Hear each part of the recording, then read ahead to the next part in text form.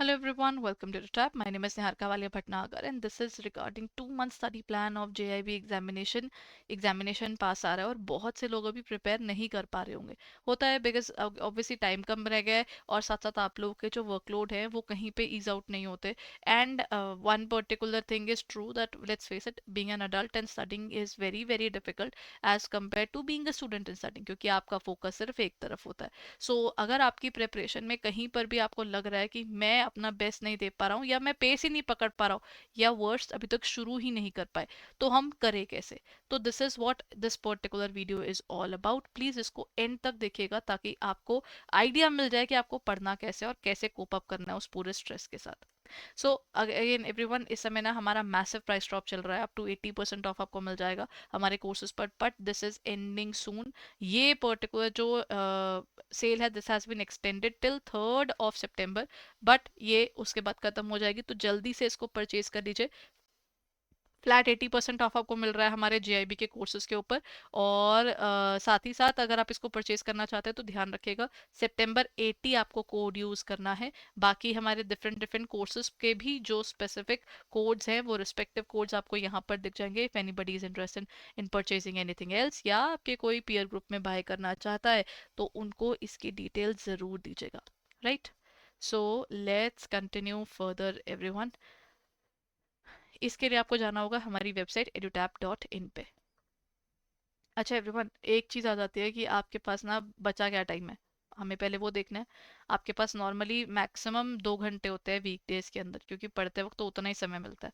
Let's face it, क्योंकि सुबह आपकी जॉब शुरू हो रहा है, शाम को ख़त्म होती है, सुबह सुबह बहुत से लोग नहीं पढ़ पाते बिकॉज बहुत से लोग उस समय अपने ऑफिस जाने की तैयारी कर रहे होते हैं। Right, even if you wake up at 5 in the morning, आप कितना कर लेंगे? बिकॉज बिना सोए कितने दिन इंसान चल लेगा? Again reality. तो दिन आपके पास हफ्ते में 2 दिन होते हैं और वीकेंड्स पे 4 दिन होते हैं। ठीक है, आपके कुछ लॉन्ग टर्म प्लान्स होने चाहिए कि मैंने कितने समय तक क्या करना है, कुछ वीकली प्लान्स होने चाहिए और उससे एक डेली प्लान बन के निकल के आना चाहिए, हमेशा ऐसे ही चलना चाहिए। और ना फिर आपको डेली प्लान पे फोकस करना चाहिए, क्योंकि आपने पहले लॉन्ग टर्म विजन रख के देख लिया। जो डेली प्लान है अल्टीमेटली वो आपका पता होता है कि हाँ मुझे आज इस इतना खत्म करके चलना है। वो आपको क्लैरिटी देता है कि मैं इसे इतना ही हो सकता है, आज मैं इतना ही खत्म करूंगा।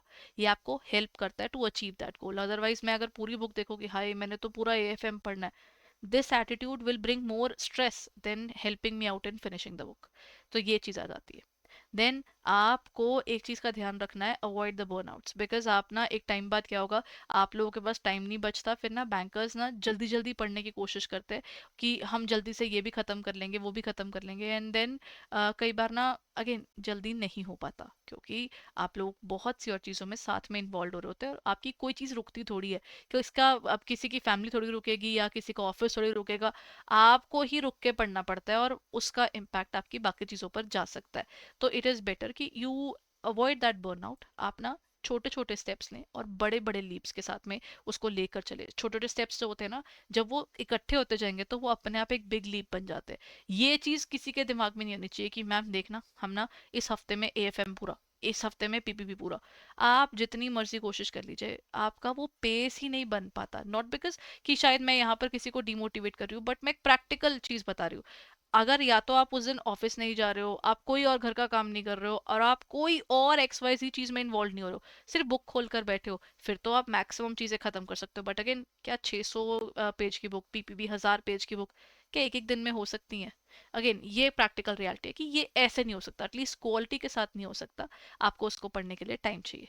आप कोशिश कीजिए कि ना आप 2 hours डेली सोचें rather than having a 10 hour weekly. मैं ना वीकेंड लगाऊंगा और वीकेंड में देखना मैंने ना 4 4 घंटे के बजाय ना 18 18 घंटे बैठ के अपने पूरा कंप्लीट कर देना है। वो वीकेंड आपसे नहीं लग पाएगा, क्योंकि अगर आप वीकेंड लगाओगे तो आप बर्नआउट और गंदे में जाओगे, क्योंकि लेट्स फेस इट, मंडे फिर ऑफिस है। तो वो आपके पास अगर ब्रेक ही नहीं आई तो आपका वो इम्पैक्ट कर जाएगा ऑफिस भी, और फिर आप जल्दी से दोबारा बुक भी हाथ नहीं लगा पाओगे because you will be so tired with those books. So इसीलिए you should have two small small steps then the big big leaps that you might be planning to achieve, because end moment पे pressure में हम ये कर लेंगे।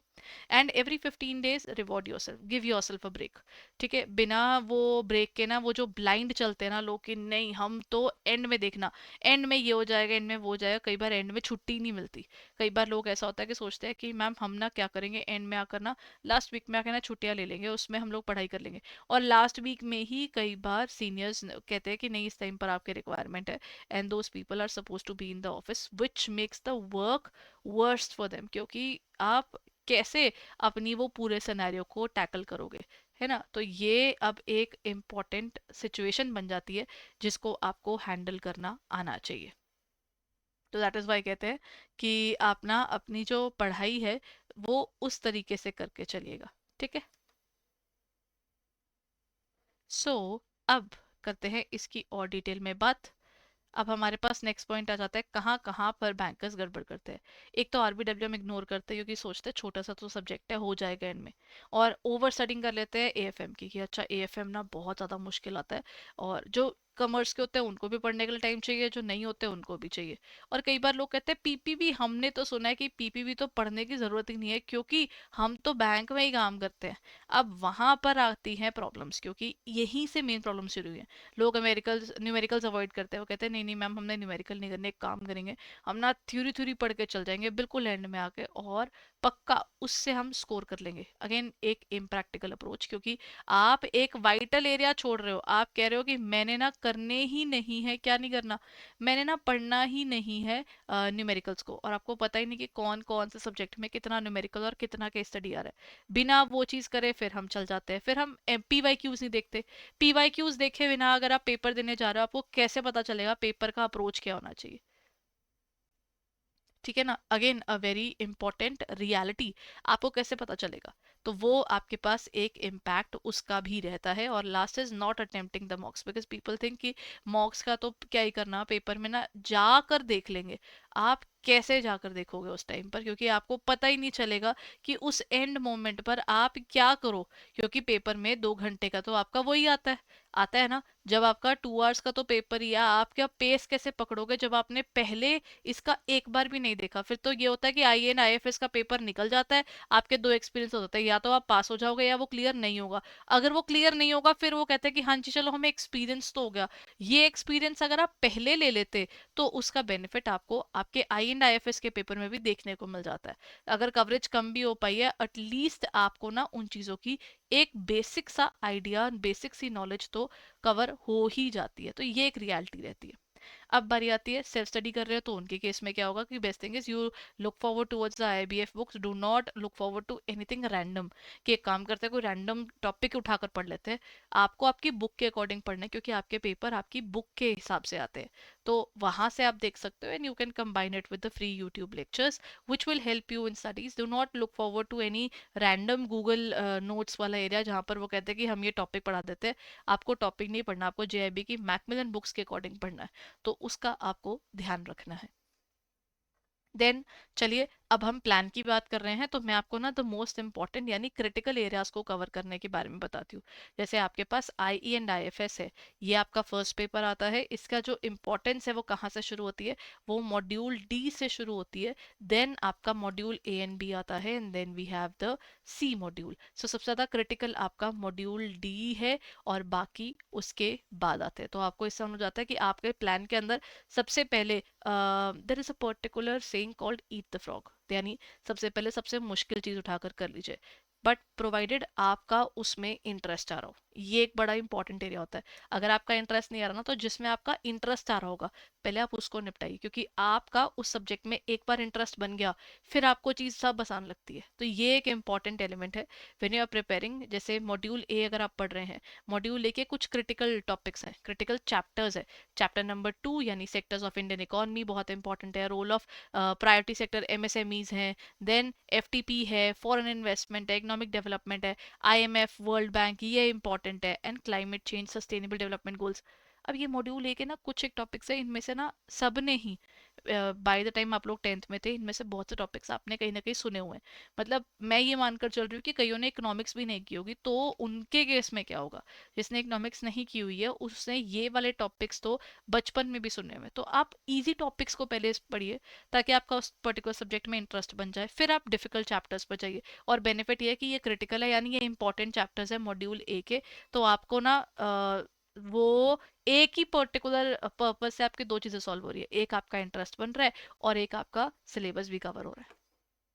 Then comes module B में से क्या करना है, 13th chapter supply and demand है, 14th money supply and inflation है, then 17th is monetary and fiscal policy and GDP and national accounts. अब ये वाले जो टॉपिक्स है, these are very very critical for module B, तो आप इन पर पहले फोकस कीजिए। डिस्क्लेमर, मैं कभी नहीं कहूंगी कि एक काम कीजिए सिर्फ ये क्रिटिकल टॉपिक्स पढ़ के चल जाइएगा, जो मैं इस पर्टिकुलर क्लास में आपको इंपॉर्टेंट बता रही हूँ बस वही पढ़ के चले जाइए, आप पास हो जाएंगे। ये बात गलत है, ऐसा नहीं होता। प्रॉब्लम ये है कि हमारी बुक में, अब जैसे I am a faculty of AFM, अब एएफएम के अंदर कहीं से भी पेपर आता है, अब 35 के 35 चैप्टर्स वो कवर करते हैं। मैं आपको कोई भी 4 चैप्टर छोड़ने को छोड़ दूं, मैं आपको 10 नंबर तो आपके छुड़वा रही हूँ, क्योंकि मैं आपको गलत गाइड कर रही हूँ। तो मैं आपको सिर्फ ये कह रही हूँ, ये चैप्टर्स से शुरुआत कीजिए, आपको आसानी रहेगी। एक बार सिलेबस बैठ गया आपके दिमाग में तो आपकी प्रिपरेशन बेटर हो जाएगी। आपके यहाँ पर जैसे सप्लाई एंड डिमांड थोड़ा जल्दी हो जाता है टॉपिक, ये इंटरेस्टिंग भी है, और सिर्फ नेशनल अकाउंट्स और जीडीपी वाले में थोड़ा टाइम लगता है। Monetary and fiscal policies again very important and interesting as well. तो मॉड्यूल बी में you have many interesting areas, provided आपने इकोनॉमिक्स थोड़ी बहुत पहले पढ़ी हुई है, ये तो बहुत जल्दी खत्म हो जाएंगे। मॉड्यूल सी में देर आर सर्टन एरियाज, जैसे इंडियन बैंकिंग स्ट्रक्चर है, बैंकिंग लॉज हैं, डेवलपमेंट इंस्टीट्यूशनल फाइनेंशियल इंस्टीट्यूशंस है, और आईएफएस यानी इंडियन फाइनेंशियल सिस्टम है। ये टॉपिक लेगा टाइम, क्योंकि मॉड्यूल सी थोड़ा इंपॉर्टेंट भी है। तो मॉड्यूल सी में आपने जब इस टॉपिक को पढ़ना है, इस पे थोड़ा टाइम लगेगा, तो पहले इजी टॉपिक्स खत्म करेगा फिर इस पर आइएगा। Then chapter module D is one of the most important things and you have to cover for the exam. अब देख सकते हैं सारे आपके कितने इंपॉर्टेंट है, मनी मार्केट है, कैपिटल एंड स्टॉक एक्सचेंजेस है, fixed income market, debt and bond market है, फॉरेन एक्सचेंज मार्केट्स हैं, then market merchant banking services हैं, डेरिवेटिव्स है, डेरिवेटिव्स आपका यहाँ भी है, डेरिवेटिव्स आपका उसमें भी है, एएफएम में भी है, फैक्टरिंग फोरफीटिंग आपका वहाँ भी है, यहाँ भी है, वेंचर कैपिटल आपको आगे चलकर सीएबी में भी देखने को मिलेगा।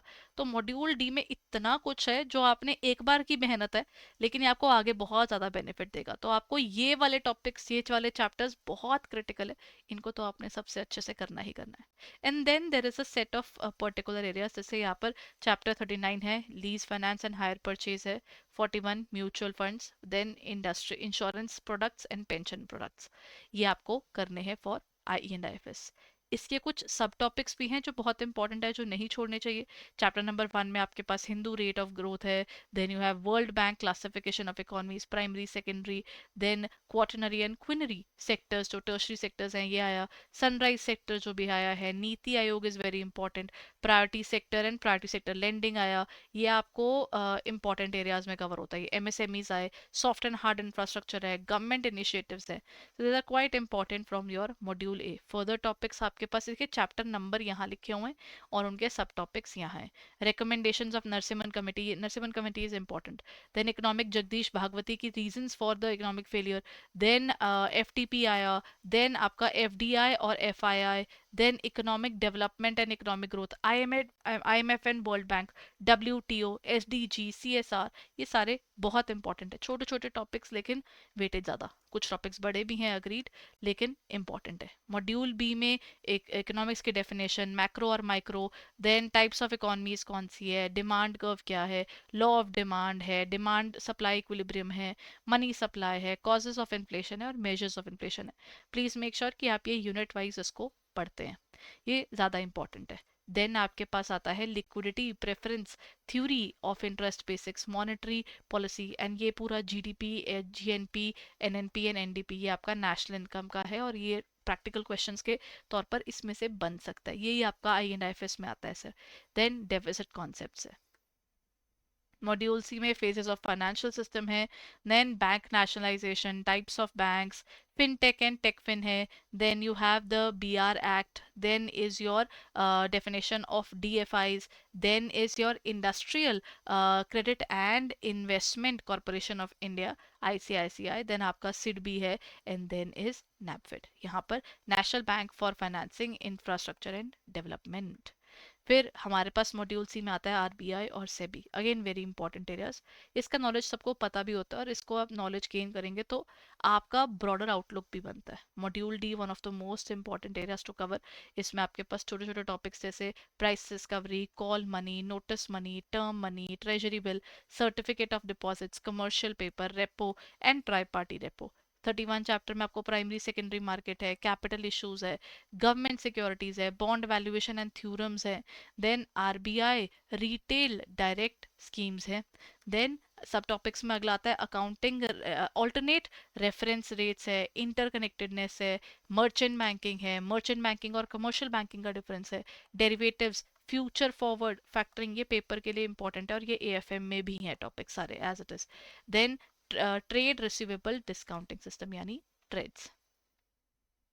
देन वेंचर कैपिटल है, वेंचर फाइनेंस है, देन टाइप ऑफ लीजिंग है, लीज एंड हायर परचेज का डिफरेंस है, टाइप्स ऑफ म्यूचुअल फंड्स क्या होता है, म्यूचुअल फंड्स में एनएवी निकालना ये एक इंपॉर्टेंट एरिया है, देन इंश्योरेंस ऑम्बर्ट्समेंट स्कीम क्या है, देन पीएमजेजेबीवाई पीएमएसबी, आपको डिफरेंट डिफरेंट सोशल सिक्योरिटी की स्कीम्स को याद रखना है और वो भी इनका लेटेस्ट सिनेरियो क्या चल रहा है, ईपीएफ है, पीपीएफ है, एनपीएस है, अटल पेंशन योजना है, रीट और इन्वेट, ये भी इंपॉर्टेंट है। ये ज़्यादा पुराने नहीं है, तो ये दोनों इन्वेस्टमेंट के जो स्ट्रक्चर्स हैं ये अच्छे स्ट्रक्चर्स है फॉर योर प्रेप और ये पेपर में पूछे जा सकते हैं। देन आता है पीपीबी में क्या क्या आता है, पीपीबी में आपके A and B module is super important, followed by C and the last is your D. Module A में क्या क्या इंपॉर्टेंट है, अच्छा इनकी ना हमने एक पिरामिड सेगमेंटेशन करके स्पेसिफिक अलग वीडियोस भी बनाई हुई हैं जहां से आप इसके एसेंशियल और एडिशनल चैप्टर्स उन सब की इंफॉर्मेशन भी ले सकते हैं, बट वो आपको वहां पर मिल जाएगा। ठीक है, सो ये था हमारा I E and I F S का। अब मॉड्यूल ए, जैसे हमने भी पीछे देखा कि मॉड्यूल ए और बी बहुत इंपॉर्टेंट है, तो मॉड्यूल ए में क्या करने वाला है, बैंकर कस्टमर रिलेशनशिप है, A M L K Y C guidelines है, K Y C norms are important, operational उसके एस्पेक्ट्स क्या हैं, टाइप्स ऑफ कस्टमर्स कौन से हैं, then operational aspects of deposit account, handling, clearing, collecting cash, then banker का special relationship, then foreign exchange remittance facilities of individuals, then operational aspects of NRI businesses, chapter name site पर लिखे हुए हैं, unit number और chapter name आपके पास दोनों given है। Module ए PPB लंबा है, I and I E and IFS भी लंबा है, but PPB as compare to I and I F S ज़्यादा लंबा है, 55 चैप्टर्स के आसपास इसमें कवर हो जाते हैं, उसमें अराउंड 45 है। देन यहाँ पर अगर आपका 10th चैप्टर देखें तो foreign currency accounts for residents है, then payment of collection of cheques and other negotiable instrument है, एंसिलरी सर्विसेज है, and RBI IOS 2021 grievance redressal वो आपको यहाँ पर मिल जाएगा। ये आपका मॉड्यूल बी के कौन कौन से चैप्टर्स बहुत इंपॉर्टेंट है, चैप्टर 22 के अंदर प्रिंसिपल्स ऑफ लेंडिंग इंपॉर्टेंट है, बोरवर्स कितने टाइप के होते हैं कई बार पूछा जाता है पेपर में, देन 23rd में अप्रेजल और असेसमेंट ऑफ क्रेडिट फैसिलिटीज है, then operational aspects of loan accounting है, different modes of charging assets है, then you have important laws relating to the recovery of dues, then letter of credit है, priority sector lending है, then आपके पास finance to MFI को lending arrangement with NBFCs, ये भी important है, then government की स्पॉन्सर्ड स्कीम्स इनका ना लेटेस्ट पढ़िएगा क्योंकि इनमें चेंजेस आते रहते हैं, तो you should be open to that particular area as well. Module C में आपका आता है 42nd चैप्टर जहां पर आपको essential of bank computerisation, digital banking, then data communication network and EFT, then NPCI and impact of technology adoption and trends in banking technology, आपका unit number 47, ये critical है। मॉड्यूल डी में आपके critical हैं ethics, business ethics और साथ में work ethics and work place. देखिए पीपीबी का ध्यान रखिएगा, कई बार बैंकर्स सोचते हैं कि हम तो बैंक में ही काम करते हैं, पीपीबी की तो हमें प्रॉब्लम नहीं आएगी, लेकिन कई बार आपको प्रॉब्लम्स आती हैं बिकॉज आपको आरबीआई गाइडलाइंस का पता होना चाहिए, जो पॉलिसीज आ रही हैं उनका पता होना चाहिए, और जो लेटेस्ट चल रहा है, जो चेंजेस आ चुके हैं उन पे आपको ध्यान देना है। ठीक है, and these are the sub topics हर चैप्टर के जो आपको बिल्कुल नहीं छोड़ने। जैसे मॉड्यूल ए में आपके पास क्या आ जाता है, मॉड्यूल ए में you have banker customer relationship, ये बहुत इंपॉर्टेंट है, देन एएमएल है, then money laundering and terror financing है, केवाईसी नॉर्म्स है, अकाउंट ऑफ अदर कस्टमर्स है, salient features of deposit accounts है, गार्निशी है, then we have CTS, outward remittances हैं, इनवर्ड रेमिटेंसेज हैं, एनआरआई एंड पीआईओज हैं, foreign currency account for residents है, negotiable instrument है, सेफ डिपॉजिट है, डिमांड ड्राफ्ट है, आरबीआई आईओएस है, राइट। देन हमारे पास आ जाते हैं सब टॉपिक्स में फर्दर, प्रिंसिपल ऑफ लेंडिंग है, टाइप्स ऑफ बोरोवर्स हैं, टाइप्स ऑफ क्रेडिट फैसिलिटीज हैं, then we have assessment of working capital, assessment of term loans, then credit monitoring है, interest on work loan on loan है, type of charges है, essential of contract है, ये module B का है। NPA बहुत paper में पूछते हैं, देन डेट रिकवरी ट्रिब्यूनल है, आईबीसी बहुत इंपॉर्टेंट है, सरफासी बहुत इंपॉर्टेंट है, देन आपके पास में बिल फाइनेंस है, देन पीएसएल है, किसान क्रेडिट कार्ड है। ये छोटे छोटे टॉपिक्स आपके ना बड़े माइन्यूट से दिखने वाले टॉपिक्स हैं, लेकिन सुपर इंपॉर्टेंट है। ठीक है। देन नेटवर्किंग का technologies in bank, core banking, ये आपको एबीएफ में भी मिलेगा। Then you have data warehousing and mining है, ऑटोमेटेड टेलर मशीन एटीएम है, इलेक्ट्रोमैग्नेटिक कार्ड्स हैं, डेटा कम्युनिकेशन नेटवर्क्स हैं, then electronic payment system India का है, then national payment corporation of India, then we have the emerging technologies जो आ रही हैं, इंफॉर्मेशन सिस्टम सिक्योरिटी है। और मॉड्यूल डी में आपके पास आते हैं एथिक्स, उसका सारा area, ethical crisis, ethical foundation, value norms, managing conflict और unethical behaviour. So these are the most important topics of PPB. PPB भी बहुत इंपॉर्टेंट है क्योंकि ये थोड़ा लेंदी है, और इस बार आपका पीपीबी और एएफएम दोनों साथ साथ रहने वाले हैं। तो एएफएम में सबसे इंपॉर्टेंट और सबसे ज़्यादा वेटेज रखता है मॉड्यूल ए और सी, फिर आता है आपका मॉड्यूल डी, और फिर आता है आपका मॉड्यूल बी, क्योंकि मॉड्यूल बी सबसे छोटा है। ठीक है। शुरुआत मॉड्यूल ए से ही कीजिएगा जैसे मर्जी रहे, क्योंकि मॉड्यूल ए जो है वो सबसे पहला टॉपिक है जो आपका बेस बनाता है। तो बेस आपका मॉड्यूल ए से बनता है, फिर आप फॉलोइंग टॉपिक्स पे जाते हैं। देन मॉड्यूल ए में जैसे इंडेस है, आपके पास डेफिनेशन है, स्कोप है। फर्स्ट चैप्टर बहुत इंपॉर्टेंट है, इससे बहुत अच्छे नंबर के क्वेश्चंस बनते हैं। Same goes with second chapter, इसके भी 4-5 क्वेश्चंस बन जाते हैं। देन आपका फिफ्थ चैप्टर है trial balance rectification of errors, this is very critical. जो चैप्टर नंबर 6 है इसमें से न्यूमेरिकल्स तक आते हैं, बहुत इंपॉर्टेंट चैप्टर है। Then bank audit and inspection, इसमें से थ्योरी क्वेश्चन बनकर आता है, फ्री के नंबर पक्का बनते हैं और आराम से बन जाते हैं। देन मॉड्यूल बी में आपका preparation of account, final accounts and company accounts 1, these are the topics जो बहुत फ्रीक्वेंटली पेपर में पूछे जाते हैं। मॉड्यूल सी में आपके पास कई चैप्टर्स हैं, रेशोज है, वाईटीएम है, कॉस्ट ऑफ कैपिटल है, देन आपका कैपिटल इन्वेस्टमेंट डिसीजंस है, और मॉड्यूल डी में आपके पास क्रिटिकल में आता है income tax as well as the costing methods. ये टॉपिक क्रिटिकल है, इसका मतलब दीज आर सुपर इंपॉर्टेंट, इनसे ज़्यादा वेटेज का पेपर बनता है। बट कौन से टॉपिक्स हैं जो आपको बिल्कुल नहीं छोड़ने, जैसे अकाउंटिंग स्टैंडर्ड्स हैं, then rules of debit and credit है, ट्रायल एंड एरर है, मेथड ऑफ डेप्रिसिएशन है, then you have capital and revenue expenditure, type of audit. हर एक चैप्टर के अंदर से जो मोस्ट इंपॉर्टेंट टॉपिक्स हैं वो मैंने आपके लिख दिए हैं, and with that specific chapter. Trial balance important है, टाइप्स ऑफ कंपनीज इंपॉर्टेंट है मॉड्यूल बी के अंदर, देन आपका शेयर कैपिटल है, पी एंड एल की फॉर्मेट पेपर में आते हैं, बैंकिंग कंपनी और नॉर्मल कंपनी दोनों के फॉर्मेट इंपॉर्टेंट है।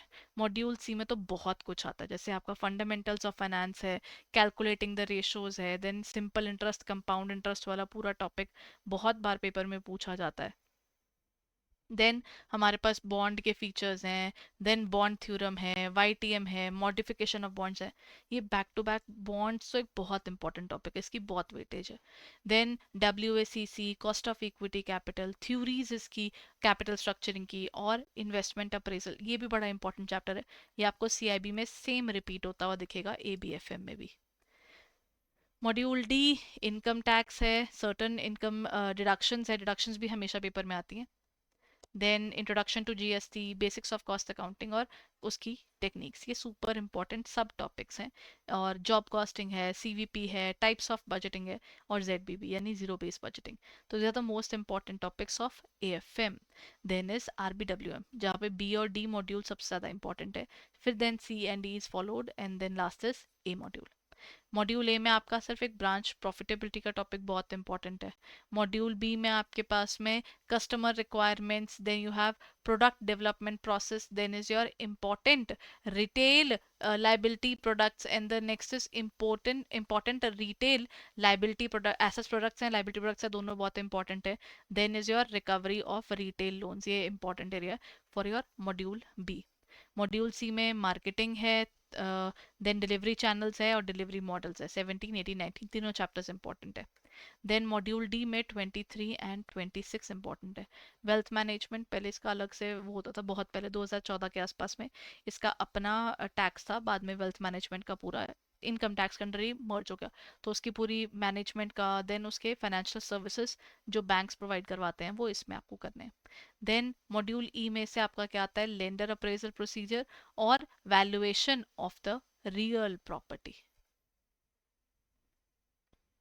देन मॉड्यूल ए में से बिजनेस मॉडल्स हैं, देन टाइप्स ऑफ प्रॉफिट्स हैं, R O A and R O E है, then B S B D account है, माइनर अकाउंट है, टाइप्स टाइम डिपॉजिट्स हैं, पी एम ए वाई है, education loan है, को ब्रांडेड कार्ड्स हैं, contactless cards हैं, R T G S, N E F T, E C S, then you have the N A C H and then we have SARFAESI act. SARFAESI तो आपने उधर भी करना है ना, PPP में भी करना है, ये इंपॉर्टेंट है टॉपिक। देन मॉड्यूल सी में 7 P's of market, ATM, POS, UPI, भीम और then is direct selling agents. Then आपके पास wealth management, then is project adjustment services and mutual funds, ये आपके मॉड्यूल डी में से इंपॉर्टेंट है। एंड सी में आपके लिए इंपॉर्टेंट है the area of mortgage, time value of money, then is valuation and sinking fund. ये सारे टॉपिक सुपर इंपॉर्टेंट है। So these are the areas जो आपको पहले करने हैं। जब आपके लास्ट 10 days रह जाएंगे रिविजन के लिए, एक ही सोर्स पकड़ेगा। पहले तो ये डिसाइड कर लीजिएगा कि आपने क्रिटिकल सोर्सेज कहाँ से पढ़ने हैं, कहाँ से नहीं पढ़ने हैं, आपको वही फॉलो करना है। Never try to do something from random area की एक काम करते हैं, ये ना हमने ना देखा था ये बड़ा अच्छा पढ़ाता है, वो बड़ा अच्छा पढ़ाता है, मैं किसी ऐसी जगह से पढ़ लेती हूँ, वो वाली चीज़ें मत कीजिएगा। पेपर में कुछ नहीं पता होता कहाँ से क्या डाल देते हैं। तो इट इज़ बेटर कि आप जब इसको प्रिपेयर कर रहे हो ना, तो आपके ना एक डिफाइंड सोर्स से आप ये कर रहे हो। क्योंकि अनडिफाइंड सोर्सेज के थ्रू अगर आपने ये कर दिया तो ये आपको ना खराब ज़्यादा करेगा। Then is your P Y Qs ज़रूर करने हैं आपने, और कंसिस्टेंसी मेंटेन करनी है, चाहे आप दिन में 1.5 घंटा पढ़ें, 2 घंटा पढ़ें, लेकिन हाँ, एक पर्टिकुलर अमाउंट ऑफ आवर्स आपने बैठना ही बैठना है। और इंपॉर्टेंट मॉड्यूल्स नहीं छोड़ने हैं। ये मैंने आपको जो बताया, ये इंपॉर्टेंट और क्रिटिकल मॉडल्स और टॉपिक्स हैं, इनको तो बिना छोड़े जाना ही नहीं है। मतलब you have to do these topics and then only go for the exam. Rest topics आपको कवर करने हैं, रीड करने हैं। तो रिविजन और प्रैक्टिस, ये दोनों आपका एक बड़ा इंपॉर्टेंट एलिमेंट है further. So everyone, our never before offer is going on, हमारा पे डे ऑफर चल रहा है, because at this point of time all if you are purchasing our courses तो आपको मिल जाता है 80% ऑफ। आई होप ये पर्टिकुलर पूरा प्लान आपको हेल्प कर पाएगा। प्लीज़ इसमें प्रैक्टिकली होकर चलिएगा। नेवर ट्राई टू थिंक कि एक दिन में हम ओवर डू कर लेंगे, देखना सारे क्रिटिकल टॉपिक्स मैंने आज ही खत्म कर देने, वो नहीं हो पाता। बट हाँ, always aim for the moon so that you can at least reach the stars. But that thing is again required to be practical approach. So if you want to purchase our courses everyone, ये रहा हमारा one time 80 आपको यहाँ पर ना हमारा वो मिल जाएगा इसके अंदर। अच्छा जस्ट अ मोमेंट,